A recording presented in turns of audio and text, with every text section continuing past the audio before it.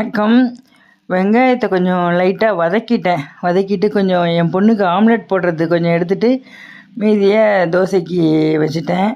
இன்றைக்கி குட்டி தோசை மினி ஊத்தப்பம் என்ன வேணால் சொல்லலாம். குட்டி தோசை தான் ஊற்றினேன். ஊற்றிட்டு ஆனியனை போட்டு அப்படியே வச்சு எடுத்து சாப்பிட்டோம். சூப்பராக இருந்தது. அதுக்கு தொட்டுக்கிறதுக்கு தேங்காய் சட்னி. எப்போவுமே இந்த தோசைக்கு தேங்காய் சட்னி தான் நல்லாயிருக்கும். அதனால் தேங்காய் சட்னியோடு இதை சாப்பிட்டோம்.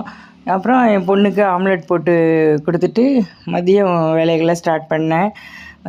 மதியம் சாதம், பீட்ரூட் பொரியல், அப்புறம் கத்திரிக்காய் முருங்கைக்காய் பொரியல் பண்ணிவிட்டு கொஞ்சம் சின்ன வெங்காயம் தொட்டுக்கிறதுக்கு வச்சுட்டு அப்புறம் தயிரும் மணத்தக்காளி கீரை சூப்பும் தான்.